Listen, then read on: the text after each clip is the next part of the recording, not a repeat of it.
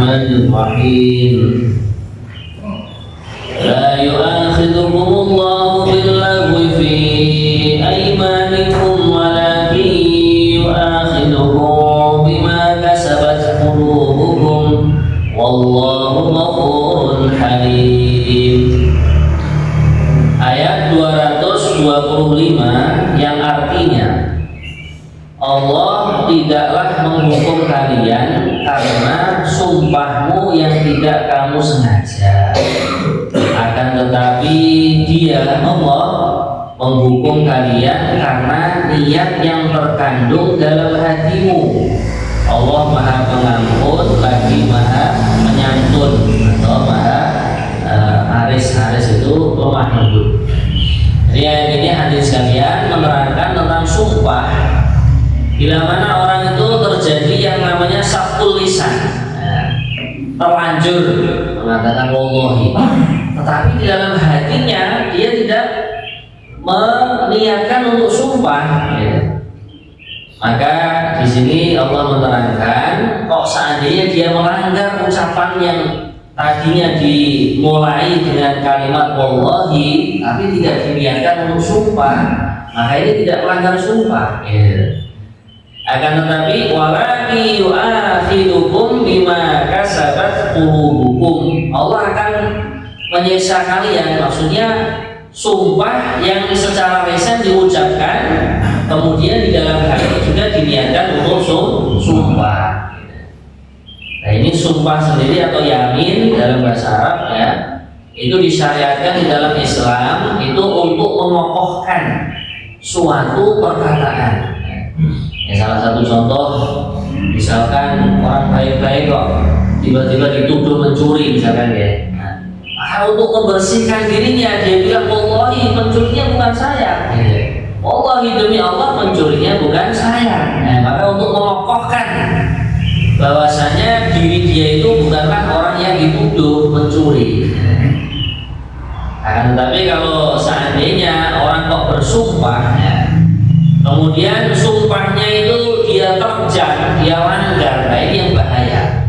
Pasti dan pasti dia akan mendapatkan malapetaka dari sumpah yang dia langgar itu. Makanya di dalam agama Islam itu ada namanya kafaratul yamin ya, pelebur daripada sumpah itu, pelebur dosanya sumpah yang dilanggar.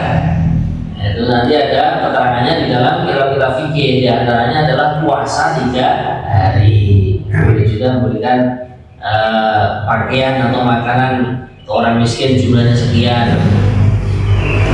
Kemudian ayat berikutnya 226, bagi orang yang mengira sumpah ilah istrinya harus menunggu 4 bulan. Kemudian jika mereka kembali kepada istrinya, maka sungguh Allah Maha Pengampun lagi Maha Penyayang. Nah, ini ayat ini menerangkan tentang sumpah ilah. Jadi di antara asbabun nuzul ayat ini, dahulu kala orang-orang jahiliyah atau orang-orang kafir sebelum datangnya baginda Nabi itu, bahkan juga datang sebagian di zamannya sahabat ketika sudah Islam. Mereka kalau sangat marah kepada istrinya sumpah, demi Allah saya tidak akan menjimat kamu. Nah itu secara mutlak. Atau wallahi saya tidak akan mengumpuli kamu 4 bulan lebih. Nah itu muqayyad, dibatasi waktu 4 bulan lebih. Nah maka di sini tujuannya orang-orang dahulu itu sumpah tidak mengumpuli istri supaya istrinya tersiksa, karena dia tidak diceraikan suami dan juga tidak diberi jatah baginya oleh suaminya. Maka akhirnya di sini diberikan syariat dalam agama Islam, bila mana suami kok saking marahnya kepada istri sampai sumpah tidak mengumpulinya selama 4 bulan lebih, pilihannya ada 2. Taruh musuh arba'ati asyhur, diberi waktu menunggu sampai 4 bulan. Karena menurut penelitian, ya, hikmahnya ayat ini, wanita itu bila mana masih produktif itu tidak kuat, tidak dikumpuli suaminya selama 4 bulan.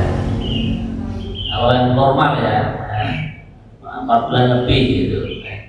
Maka diberi waktu 4 bulan, kok suaminya tidak menceraikan setelah 4 bulan atau tidak mengumpuli, maka seorang qadhi atau seorang hakim boleh menceraikannya. Nah, setelah menceraikan kan akhirnya apa? Istri melakukan masa iddah, baru setelah itu boleh dinikahi laki-laki lain. Atau kalau seandainya suami sudah terlanjur marah kepada istri, dia bersumpah, wallahi saya tidak akan mengumpuli kamu selamanya, atau tidak akan menjima kamu 4 bulan lebih. Nah, ini dia juga nggak kuat suaminya itu. Mau kawin lagi juga nggak ada wanita yang mau sama dia. Mau beli budak, sekarang sudah nggak ada budak lagi. Gitu. Nah, kalau dulu kan masih ada budak. Akhirnya ya sudah, istrinya dipanggil, dikumpuli. Ya. Maka begitu dia mengumpuli istrinya, berarti kan dia melanggar sumpah. Maka dia wajib membayar kafaratul yamin. Kafarahnya orang yang melanggar sumpah. Wa in azamu talaqa fa innallaha sami'un 'alim. Nah, ayat 227, dan jika mereka berketetapan hati hendak menceraikan, maka sungguh Allah Maha mendengar lagi Maha mengetahui. Jadi laki-laki atau suami yang sudah sumpah ilah tadi, kok dia sudah 4 bulan menceraikan ya sudah, atau kurang dari 4 bulan menceraikan istrinya ya sudah, maksud istrinya melaksanakan yang namanya masa iddah, menunggu ya sesuai keadaan dia. Ya, kalau dia orang yang masih produktif, masih keluar darah haidnya, ya, maka menunggunya sampai 3 kali persucian. Kalau seandainya dia sudah monopos, ya, al-nisah bahasa Arabnya itu, maka dia menunggu sampai 3 bulan. Setelah itu boleh dinikahi oleh laki-laki lain.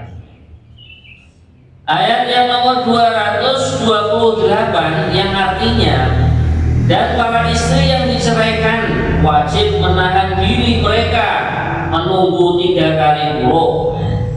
Tidak boleh bagi mereka menyembunyikan apa yang diciptakan oleh Allah dalam rahim mereka, jika mereka beriman kepada Allah dan hari akhir.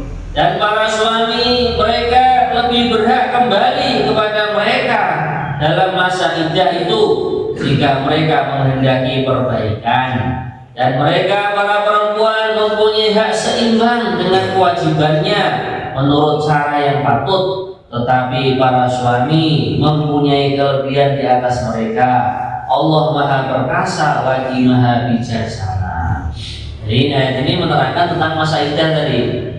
Wanita atau seorang istri kok diceraikan suami, nah, kok dia masih produktif ya, keluar menstruasinya, maka masa iddahnya adalah menunggu 3 kali suci. Akan tetapi yang perlu diketahui, ya, ahabbul halali ilallahi talaq.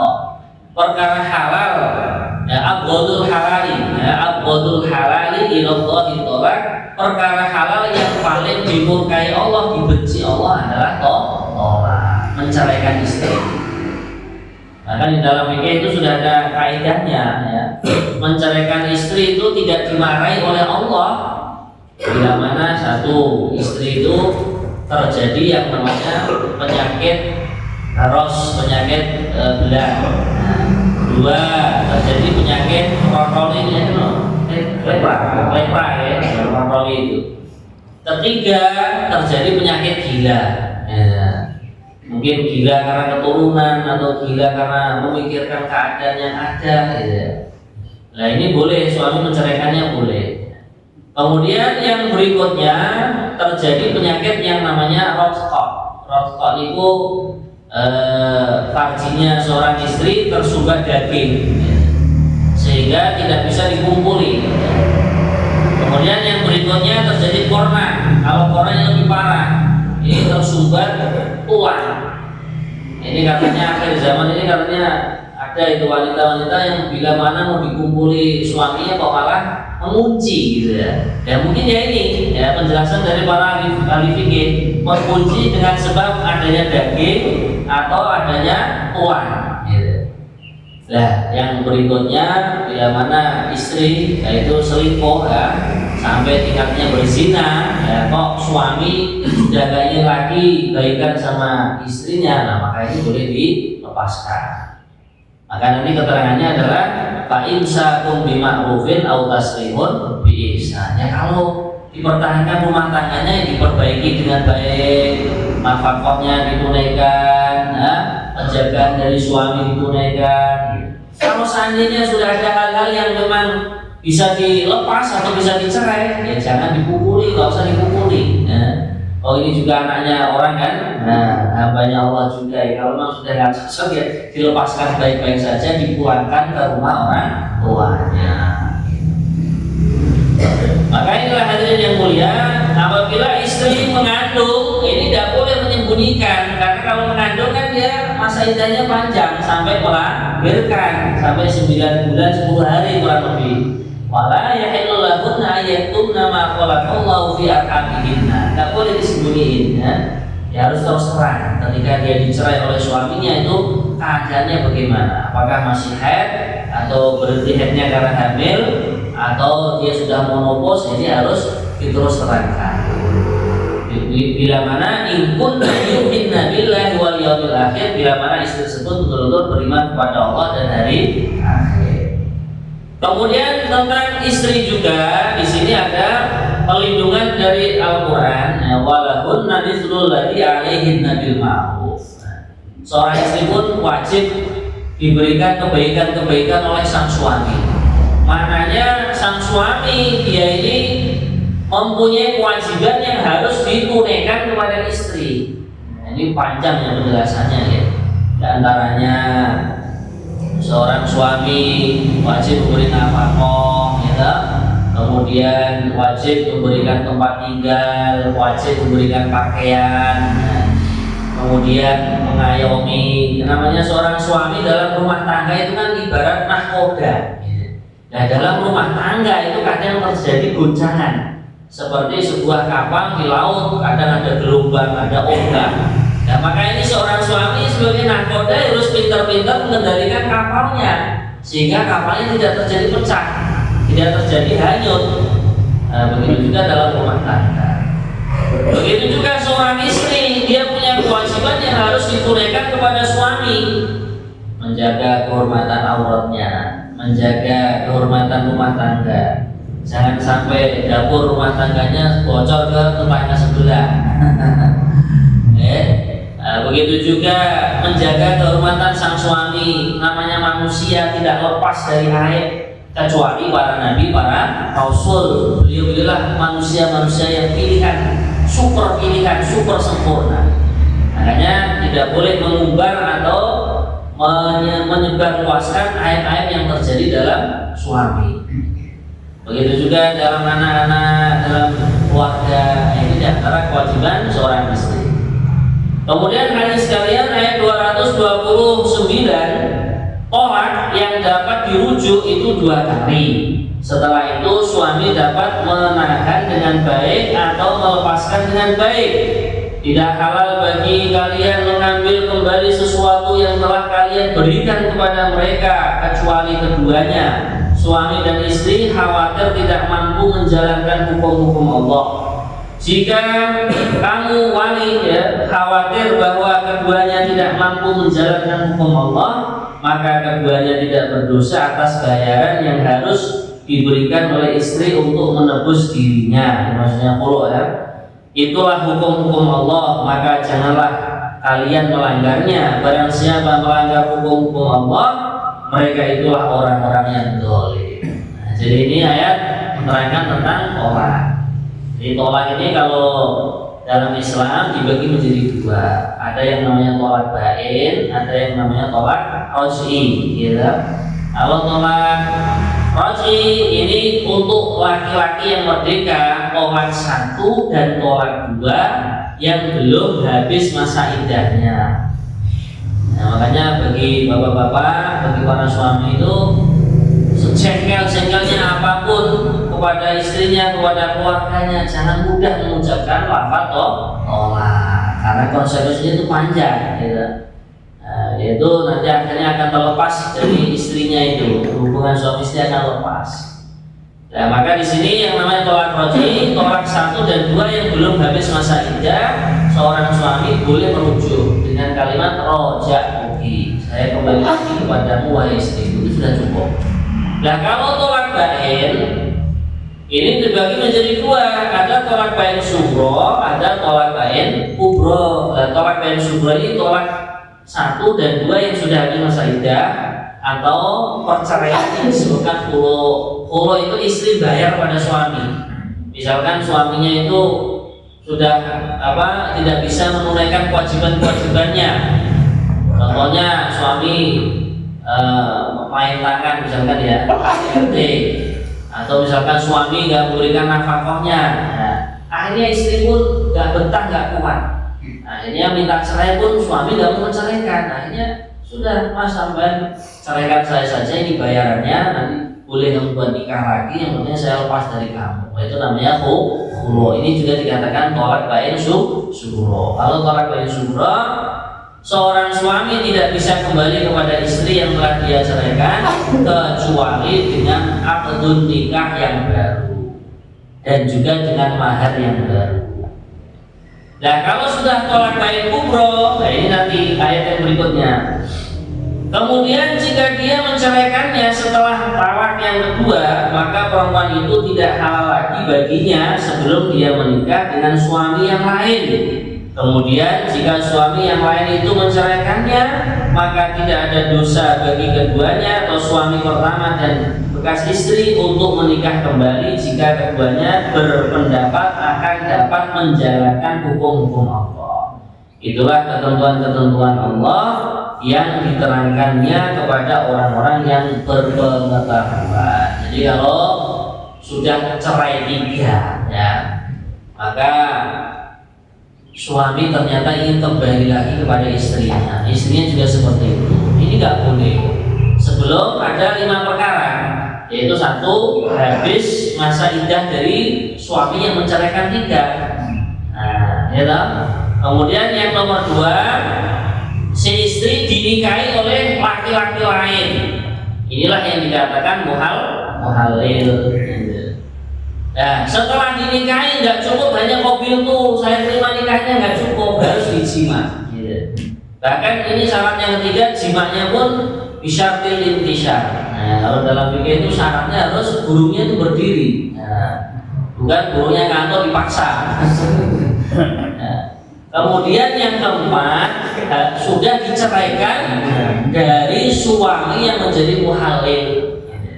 Yang kelima, sudah selesai masa iddahnya dari suami yang menjadi muhalil, baru nanti boleh akdun nikah yang baru dengan suami yang menceraikan 3 tadi.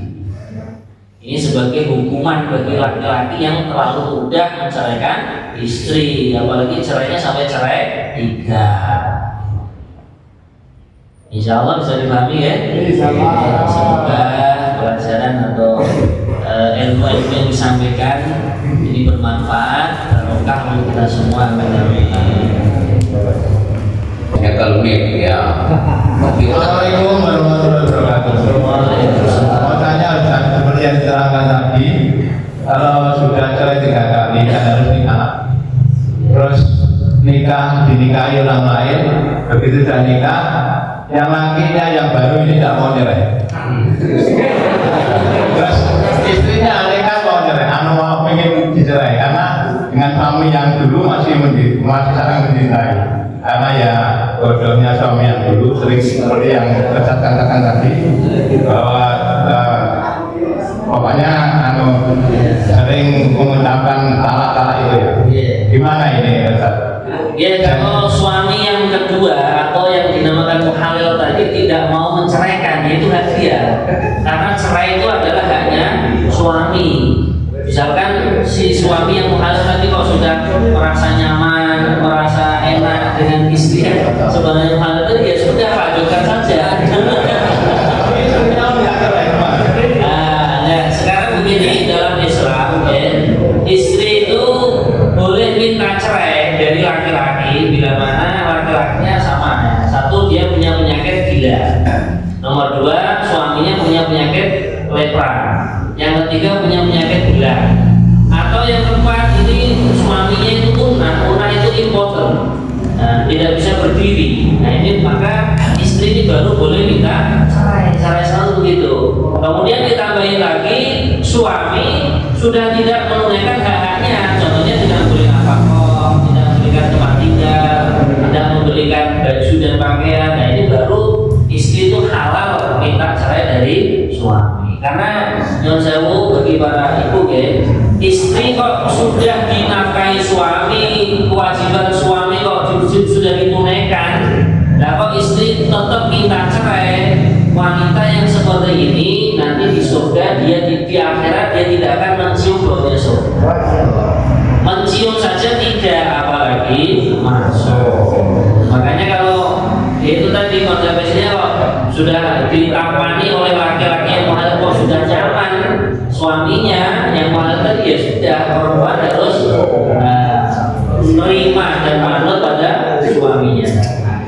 Tapi kalau lewat perjanjian, kalau perjanjian, kalau tidak dicerai setelah dijima ya sebagai syarat muhalal tadi, ya berarti suami yang muhalal tadi berarti mengingkari janji. Dia wajib membayar kafarah. Jadi tetap hak tolak adalah sepenuhnya milik seorang suami. Oke, gantian. Nah, Bapak Bang, satu pertanyaan. Juga. Assalamualaikum warahmatullahi wabarakatuh. Suami istri ini caranya jauh. Jadi yang suami ini sebagai seorang pekerja asal daerah Jakarta, istrinya berada di daerah yang lain yang cukup jauh. Suaminya ini jarang pulang. Sebenarnya dari pihak suami ini sudah memberikan nafkah, ya, nafkah dari ini, namun dirasa oleh si istri tadi kurang cukup. Dan suami ini sudah jarang pulang. Ini pertanyaannya. Ya, sekarang pertanyaannya ini, apakah si istri ini juga bisa meminta cerai karena kebutuhan rumah tangga tidak tercukupi, yang kedua memang jarang sekali dikumpulin karena jarak cukup jauh. Kemudian sistem pembagian harta penduduk ini bagaimana? Jadi nafkah itu ada batasannya. Suami, keadaan suami itu ada tiga, kaya, sedengan, sama miskin. Kalau suaminya kaya, setiap hari memberikan beras kepada istri itu 2 mud atau 1 kilo 4 ton kurang lebihnya, gitu. Nah, kalau sedang itu memberikan nafkah 1 mud setengah, berarti kurang lebihnya 1 kilo lebih setengah ton, itu setiap hari. Kemudian kalau suaminya tumuk share laran, itu setiap hari memberikan beras kepada istri kurang lebih 1 mud, kurang lebih 7-an tadi. Itu dilengkapi dengan lauk pauk yang terbiasa untuk si istri. Nah, jadi kalau seandainya kalau istri sudah diberikan 2 mud masih merasa kurang, berarti namanya istri yang kurang syukur. Nah, memberikan pakaian setahun hanya 2 kali saja, di permulaan musim dingin dan permulaan musim panas, sesuai musimnya. Nah, kemudian tentang kewajiban nafkah bagi ini sebenarnya dalam kehidupan rumah tangga itu tidak ada suatu keharusan, tidak ada. Cuman itu tadi, kalau seandainya istri merasa kesepian dan lain sebagainya, ya akhirnya menjadi wajib, ya menyesuaikan kebutuhan lah. Nah, makanya seorang suami pun harus pintar-pintar mengatur diri. Saya kalau kerja di tempat jauh, akhirnya saya kok merasa kesepian, jatah nafkah baginya kurang, ya sekarang diaturlah bagaimana supaya semuanya berjalan dengan normal dan bisa berjalan lancar rumah tangga. Kalau terjadi perceraian terus untuk pembagian harta penduduk, harta gonok ini tetap harta yang aslinya milik suami, yang miliknya suami. Misalkan suami sebelum nikah sudah punya sawah, punya mobil, punya rumah, itu milik suami. Nah, harta yang milik istri yang dulunya dibawa dari orang tuanya itu milik istri. Nah, yang diusahakan bareng-bareng ya tinggal diusahakan saja. Nanti istilahnya ada yang namanya ifros itu, di apa namanya, dikira-kirakan yang miliknya suami itu berapa, yang miliknya istri berapa. Jadi kalau seandainya suami beli mobil dari hartanya suami, itu mobilnya suami, beli motor juga gitu. Ya, kecuali misalkan suami bilang saking senangnya kepada istrinya, pelayanannya luar biasa, baik dalam rumah tangga, masak dan lain sebagainya, itu akhirnya suami saya senangnya membelikan mobil istri, sudah deh ini hadiah untukmu, ya, berarti ini miliknya istri, walaupun STNK atau BPKB-nya atas nama suami. Kata Oke, Pak Bambang kasihkan belakangnya Pak. Ya itu. Mulai tadi mungkin mau tanya syaratnya kalau tambah. Jadi langsung catat. iya, monggo. Ini saya akan sering pakai tapi tidak Ustaz. Kebetulan ada orang tadi ini anaknya hamil, belum nikah masih sekolah. Ini tanya, ini sebenarnya gimana? Sudah hamil tapi belum nikah. Ini kalau masih mengandung, ini apa boleh digunakan? Apa setelah mereka baru nikah? Ya, jawabannya boleh walaupun tengah-tengah hamil. Karena kan hamilnya hasil zina. Ya kalau seandainya laki-laki yang menzinai anak tersebut mau bertanggung jawab, dinikahkan saja. Nah kemudian nanti anak itu nisbatnya nasab bukan kepada ayah biologisnya, tapi kepada ibunya. Makanya oke. Kalau nggak dinikahkan malah lebih parah lagi katanya. Dan dia Ustaz kan ya punya ilmunya. Saya mau tanyakan nanti sama Ustaz. Terima kasih jawabannya. Terima kasih. Assalamualaikum warahmatullahi wabarakatuh. Nih, sangkut dan maaf ini ada jemaah kita dari awal ikut kita, kemudian tempo hari wafat. Kita doakan bersama Bapak Basuki, dan hari ini juga jemaah kita meninggal Pak Supri di depan PGRI. Kita doakan ya. Yang satu Pak Basuki, Pak Basuki, yang kedua Pak Supri siapa namanya? Pak Supri. La hadrati habibina wa syafiina sallallahu alaihi wasallam al-Fatihah.